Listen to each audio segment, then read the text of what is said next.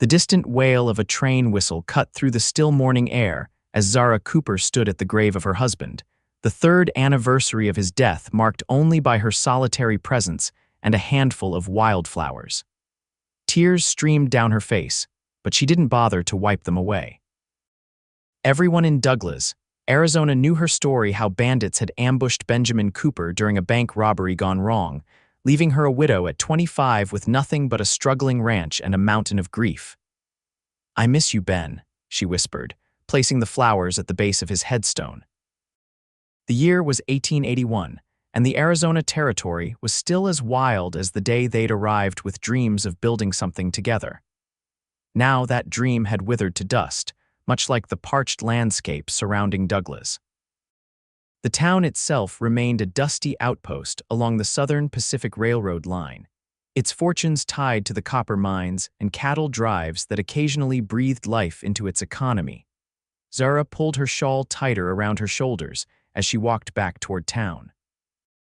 The morning air held a chill despite the promise of another scorching summer day to come. As she approached Main Street, she could feel the stares and whispers that always followed her. The widow Cooper. "Poor thing, she'll never find another man like Benjamin. Morning, Mrs. Cooper," called Mr. Peterson from his general store. "Fine day, isn't it?" She nodded politely, forcing a smile. "Yes, indeed. Have those seeds I ordered come in yet?" "Arrived yesterday. Come on in, I'll fetch them for you." "Inside the store, Mrs. Peterson was arranging tins of coffee on a shelf. She turned and offered Zara a sympathetic smile. "How are you holding up, dear?" "Just fine, thank you," Zara replied automatically. Mrs. Peterson exchanged a knowing glance with her husband. "You know, my sister's boy is coming through next month. Fine young man, works for the railroad. I could introduce—" "That's kind of you," Zara interrupted gently, "but I'm not looking for anyone." She'd heard variations of this offer countless times over the past 3 years. "A woman needs a husband, especially out here," Mrs. Peterson persisted. "The ranch is too much for you alone. You're still young, dear, but you won't be forever." Mr. Peterson returned with the packet of seeds. "Martha, leave the poor woman be," he chided his wife, though his eyes held the same pity. "That'll be 50 cents, Mrs. Cooper." As Zara counted out the coins, the bell above the door jangled. She didn't look up until a shadow fell across the counter. "Pardon me, madam," came a deep voice with a slight drawl. Zara turned to find herself looking up at a tall stranger. Dust covered his clothing from the trail, but there was something dignified about the way he carried himself. His eyes, a clear blue like the desert sky after a rainstorm, met hers briefly before he tipped his hat in greeting. "Zachary Jones," he introduced himself. "Just rode in. Looking for some supplies before heading out to the Jackson place." "The old Jackson Ranch?" Mr. Peterson asked, surprised. "That place has been abandoned for nearly 2 years now." "Not anymore," Zachary replied. "Bought it last month. Papers came through last week." Zara studied him covertly as he began listing supplies. He wasn't young, perhaps mid-30s, with lines at the corners of his eyes that spoke of years squinting into the sun. His face was weathered, but handsome in a rugged way, with a strong jaw partially covered by several days' worth of beard. His clothes were worn but well kept, and he wore his gun low on his hip with the comfortable familiarity of a man who knew how to use it but didn't feel the need to prove it. "Jackson Place borders my ranch," Zara found herself saying. Zachary turned those blue eyes on her again. "Is that so? Then I reckon we're neighbors, Mrs. Cooper." Zara Cooper. Recognition flickered in his eyes. "The Cooper Ranch, heard about it. Good water rights, if I recall." "Yes," she replied cautiously. "Then I'm pleased to make your acquaintance, Mrs. Cooper." He offered his hand, and she took it briefly, noting the calluses that spoke of hard work. Mrs. Peterson was watching this exchange with undisguised interest.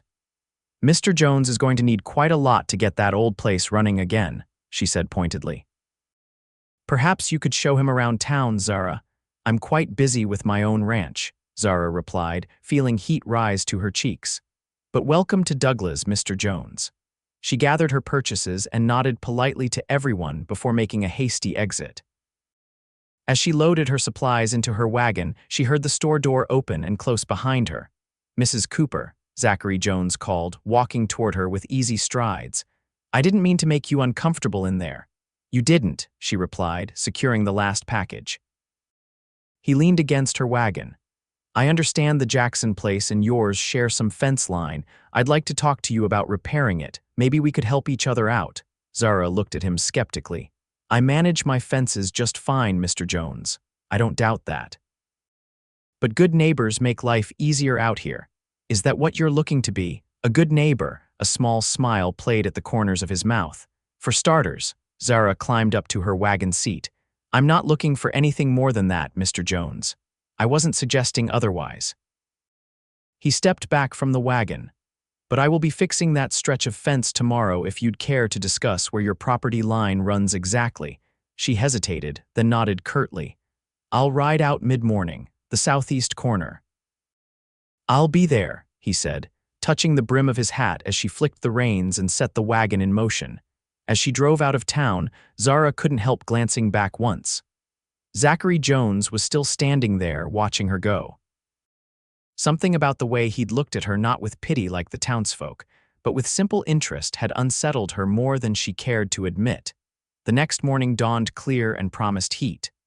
Zara saddled her mare early, intending to check on her small herd before meeting the new neighbor. She rode the boundary line slowly, noting places where the fence needed mending. Her ranch wasn't large by Texas standards, but it was respectable for Arizona, with good grassland and a reliable spring that kept flowing even in dry years. Ben had chosen well when they'd settled here 8 years ago. Ben, what would he think of her now? She'd managed to keep the ranch going, though it had been a near thing those first 2 years. She'd learned to mend fences, negotiate cattle prices, and ward off the occasional rustler with her father's old shotgun. She'd done what needed doing, but loneliness had been her constant companion. When she approached the southeast corner, she spotted Zachary Jones already at work. He'd removed his shirt in the growing heat, and she could see the muscles of his back and shoulders working as he dug a post hole. His horse, a magnificent chestnut gelding, grazed nearby while tools and supplies lay arranged neatly on a tarp. He looked up at the sound of her approach, reaching for his shirt and pulling it on before she drew close.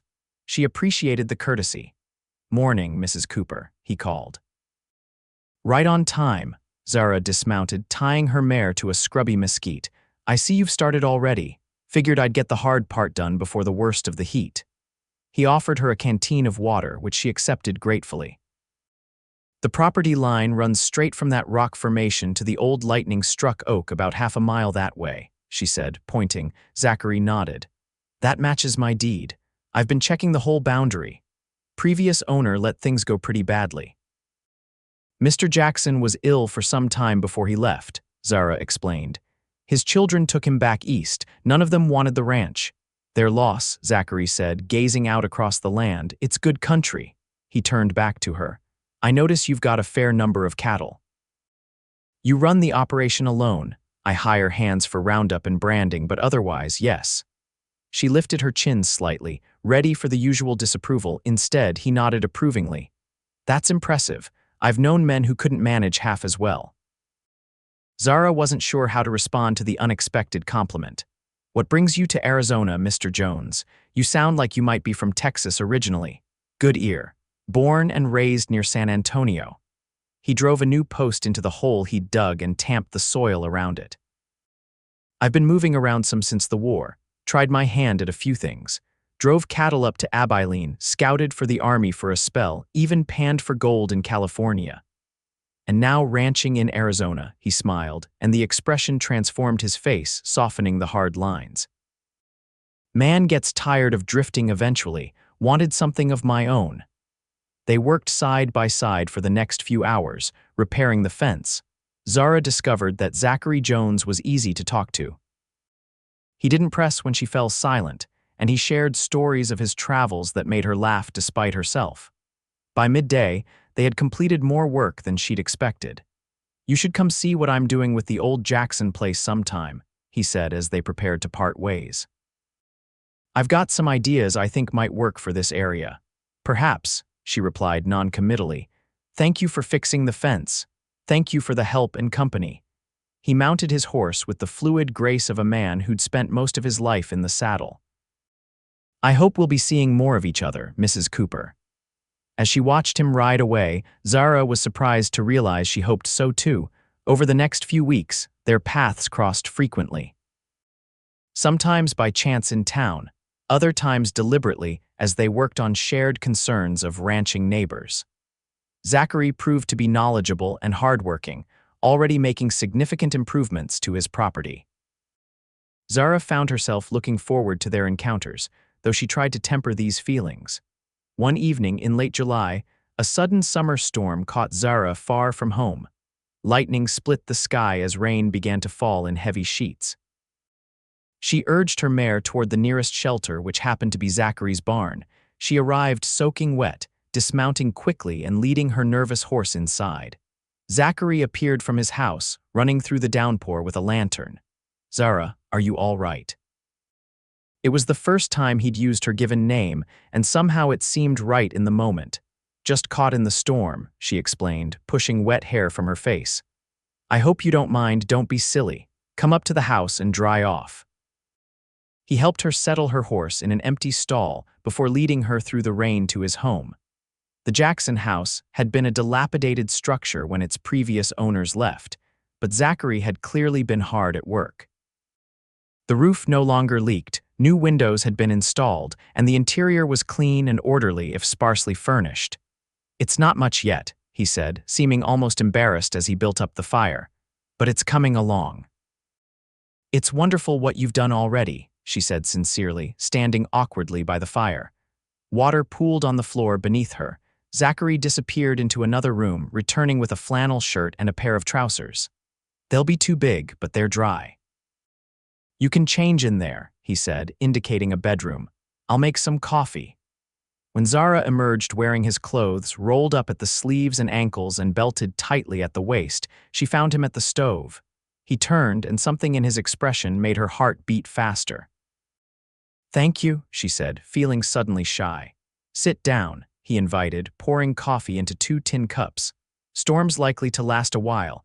They sat at his table, listening to the rain hammer on the roof. Lightning illuminated the room in brief flashes, followed by the roll of thunder. "Tell me about your husband," Zachary said suddenly. Zara looked up, startled. "What? I've heard pieces from townsfolk, but I'd rather hear from you, if you don't mind telling me." No one had ever asked her this way before, not with genuine interest rather than morbid curiosity. Slowly at first, then with increasing openness, she told him about Ben. How they'd met in San Francisco, where her father had been a merchant. How they'd married young and full of dreams, heading east instead of west like most. How he'd been kind and steady and full of plans for their future. "He sounds like a good man," Zachary said when she finished. "He was." Zara stared into her coffee cup. "Everyone in town thinks I'll never find anyone to measure up. They've been trying to marry me off to any available man for 3 years, but they don't really believe anyone will take." "And what do you believe?" She met his eyes. "I believed them for a long time." The moment stretched between them, full of unspoken possibilities. Then lightning struck nearby with a deafening crack, making them both jump. The moment passed. "Storm's moving on," Zachary observed, looking out the window. "But it's still raining hard. You should stay until it passes." "I couldn't impose. You'll take the bed. I'll sleep out here by the fire." "No arguments," he added when she began to protest. In the end, she accepted his hospitality. The storm continued through the night, and she slept soundly in his bed, surrounded by the faint scent of him on the pillows. When morning came, bright and washed clean by the rain, they rode together back to her ranch. At the boundary between their properties, Zachary reined in his horse. "I'm having a few neighbors over for supper on Saturday," he said. "Nothing fancy, just some food and conversation. I'd be honored if you'd come." Zara hesitated. It would be the first social gathering she'd attended since Ben's death that wasn't a church function or town meeting. "I'll think about it," she said finally. Saturday evening found Zara standing before her mirror, wearing a dress she hadn't worn in years. It was a simple blue cotton, but it was nicer than her everyday clothes. She had washed and arranged her hair carefully, then almost took it down again, feeling foolish for making such an effort. In the end, she left it as it was and rode to Zachary's ranch with butterflies in her stomach. She was not the only guest, as promised. The Thompsons from the next ranch over were there, along with Dr. Wilson and his wife from town, and the new schoolteacher, Miss Abernathy. Zachary greeted Zara warmly, taking her hand for perhaps a moment longer than necessary. The evening was pleasant, with good food and lively conversation. Zachary proved to be a gracious host, making sure everyone felt included. Zara found herself relaxing, even laughing at Mr. Thompson's stories about his misadventures as a young man. After supper, they moved to the porch to enjoy the cooler evening air. Somehow, Zara found herself sitting next to Zachary, slightly apart from the others. "Thank you for coming," he said quietly. "It means a lot to me." "I'm glad I did," she admitted. "I'd forgotten what it's like to simply enjoy an evening with friends." His smile was soft in the gathering dusk. "I hope there will be many more." As summer turned to fall, Zara found herself spending more and more time with Zachary. They worked together, often he helping her with repairs she couldn't manage alone, she advising him on the particular challenges of ranching in Arizona. They began taking meals together several times a week, sometimes at his place, sometimes at hers. The townsfolk noticed, of course. Whispers followed Zara whenever she went to Douglas.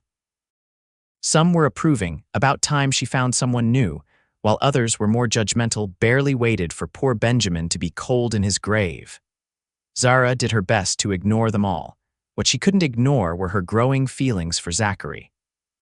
He was different from Ben in many ways, more reserved, less openly optimistic, with a quiet strength that came from having seen more of life's hardships.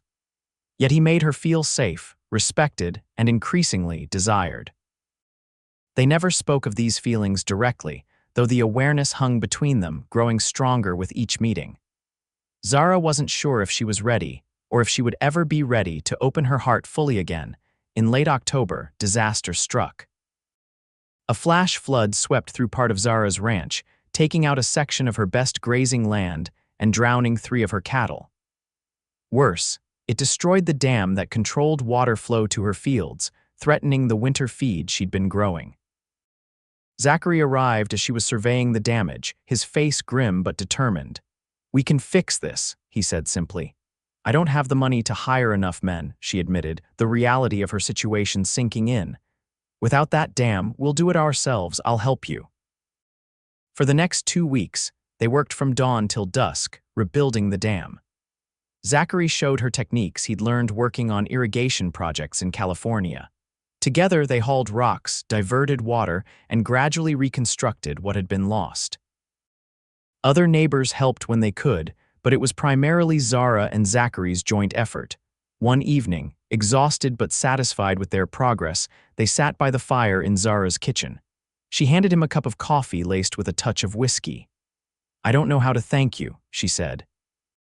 "I would have lost everything without your help." Zachary looked at her intently. "You don't need to thank me. That's not why I did it." "Why did you then?" she asked, her voice barely above a whisper. He set his cup down and moved closer to her. "I think you know why, Zara." When his hand touched her face, she didn't pull away.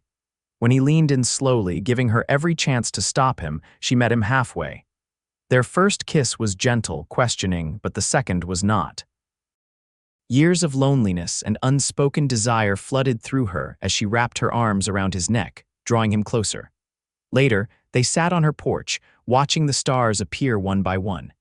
His arm was around her shoulders and her head rested against him. "I never expected to feel this way again," she confessed. "Nor I," he replied. "After my wife died in childbirth 10 years ago, I thought that part of my life was over." She looked up at him, surprised. "You were married before," he nodded. "For just 2 years, lost both her and the baby." "That's when I started drifting. Couldn't bear to stay in one place with those memories." Zara reached for his hand, understanding now what had drawn her to him from the beginning, the recognition of shared loss. "What made you stop here?" she asked. He smiled down at her. "Something about this place felt right. Now I know why." As fall deepened toward winter, their relationship blossomed. They still maintained separate homes and ranches, but they spent most of their free time together. Zachary began joining Zara for Sunday services in town, a clear declaration of his intentions to the community. Most people were supportive, happy to see the widow Cooper finding happiness again. A few, including Ben's former best friend Thomas Wallace, were less enthusiastic. "Replacing Ben awful quick, aren't you?" Thomas confronted her one day outside the general store. "Seems mighty convenient how Jones showed up just in time to help when that flood hit, almost like he planned it." "That's enough, Thomas," Zara said firmly. "You're speaking out of turn." "I'm speaking the truth. Nobody knows anything about this drifter. Where he came from, what he's running from, I know everything I need to know," she interrupted. "And his past is his business." Thomas sneered. "Ben would be ashamed to see you throwing yourself at," he never finished the sentence. Zachary appeared beside Zara, his expression dangerously calm. "Mr. Wallace, I believe the lady asked you to stop." Thomas puffed up his chest. "This isn't your concern, Jones. Anything concerning Mrs. Cooper is my concern," Zachary said evenly. "Now, you can apologize to the lady and walk away, or we can settle this differently." There was something in Zachary's stance that made Thomas reconsider. He muttered something that might have been an apology and stalked away. "Are you all right?" Zachary asked, turning to Zara. "I'm fine. Thomas has always been protective of Ben's memory, sometimes too much so." She looked up at Zachary with concern. "But he's right that I don't know much about your past. You've never really told me what you did all those years of drifting." A shadow crossed Zachary's face. "There are things I'm not proud of, Zara. Times when I took jobs that weren't strictly on the right side of the law, never hurting innocent people," he added quickly. "But I wasn't always particular about who I rode with." "Were you an outlaw?" "No. But I skirted close to that line sometimes. After Sarah, my wife, died, I didn't much care what happened to me for a while." He took her hands in his. "That's all behind me now. I've been straight for years, but if knowing that changes things between us." Zara squeezed his hands. "We all have a past, Zachary. It's the present and future that matter to me." As Christmas approached, Zachary asked Zara to accompany him to Phoenix for supplies and perhaps to find a proper gift for her. The 2-day journey would be their first real time away together. They left early on a crisp December morning, with Zachary driving his wagon and Zara beside him.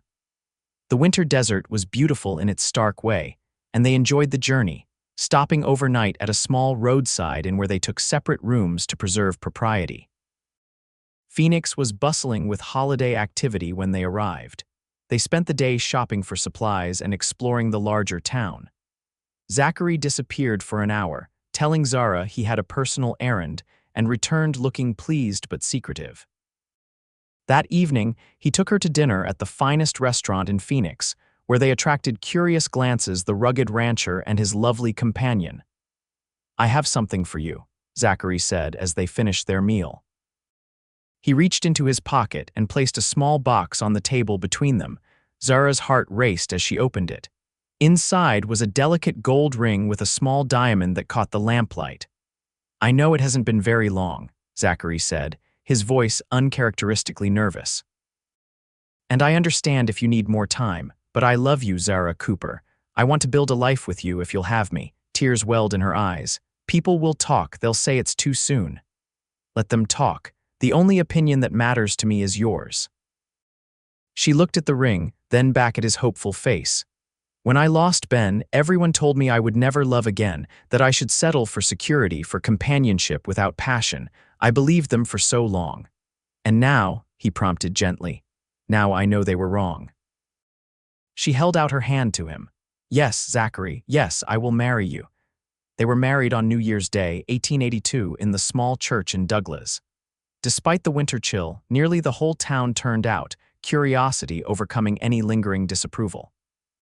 Even Thomas Wallace attended, grudgingly offering congratulations at the reception.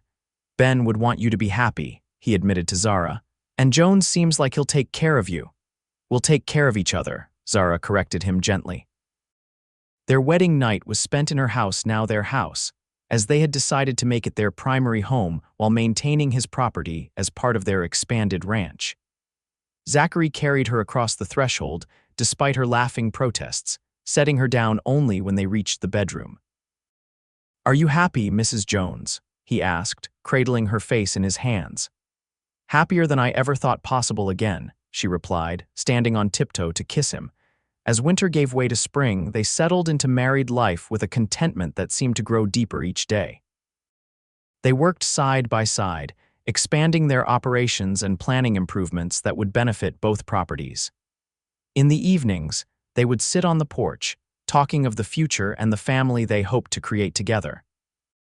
In late April, as wildflowers painted the desert in unexpected bursts of color, Zara shared news that brought tears of joy to Zachary's eyes. "A baby," he whispered, placing his hand gently on her still flat stomach. "Are you certain?" she nodded, her own eyes shining. "Doctor Wilson confirmed it yesterday. Come November, we'll be 3 instead of 2. Zachary gathered her in his arms, holding her as though she were the most precious thing in the world. "I never thought I'd have this chance again," he said, his voice thick with emotion. "A family of my own." "Neither did I," Zara replied. "It seems we were both wrong about what life had in store for us." That night, as they lay together in the darkness, Zachary's hand protectively covering her abdomen, Zara thought about the journey that had brought them here. From the depths of grief to the heights of joy, from solitary struggle to shared strength. The path had not been easy or straight, but it had led exactly where she needed to be. "What are you thinking about?" Zachary asked sleepily. "About all the people who told me I'd never love again," she replied. "And how glad I am that a stubborn cowboy proved them wrong." His chuckle rumbled against her back. "Stubborn, am I? Terribly." She turned in his arms to face him. "Thank goodness for that." In the years that followed, the Jones Ranch became one of the most prosperous in the territory. Their son, Benjamin Zachary Jones, was born healthy and strong in November 1882, followed 2 years later by his sister, Sarah Elizabeth. Zachary proved to be a devoted father, teaching the children to ride almost as soon as they could walk. While Zara instilled in them her love of books and learning, Douglas grew alongside their family, transitioning from frontier outpost to established town as Arizona moved toward statehood. The couple became respected fixtures in the community, with Zara eventually serving on the school board and Zachary as part of the Cattlemen's Association. Sometimes, on the anniversary of Ben's death, Zara would still visit his grave, now with Zachary at her side. She would leave flowers and silent thanks for the years they'd shared, grateful for the love that had shaped her into the woman who could open her heart again. And each night, no matter how many years passed, Zara would fall asleep in Zachary's arms, marveling at how life could offer second chances to those brave enough to take them. The widow who was told she'd never love again had found her heart's home in the arms of a cowboy who had proven everyone wrong, even herself.